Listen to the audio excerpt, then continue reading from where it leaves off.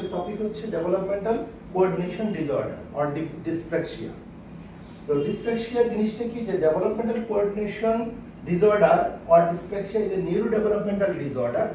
এটা কি করে, characterized by poor motor skill or motor coordination, এবং এটা কি করে লার্নিং মোটর স্কিলে ডিফিকাল্টিস ফেস করে। বাচ্চা কোনো কিছু যে লার্ন করবে মোটর স্কিলগুলো, সেখানে সে ফেস করে প্রবলেমগুলো, তার মুভমেন্টগুলো স্লো হয়ে আসে, সে মুভমেন্ট করতে চায় না।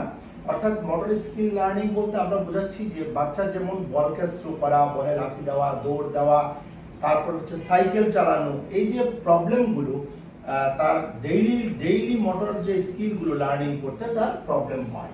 এবং ডিসপ্লেক্সিয়ার মিনিংটা হচ্ছে যে তার প্র্যাকটিসের প্রবলেম, অর্থাৎ প্ল্যানিং করবে এবং এক্সিকিউটিভ করবে কিভাবে, মোটর প্ল্যানিং এবং মোটর এক্সিকিউটিভটা কিভাবে করবে, সেই জায়গাটাতে প্রবলেম থাকবে বাচ্চার।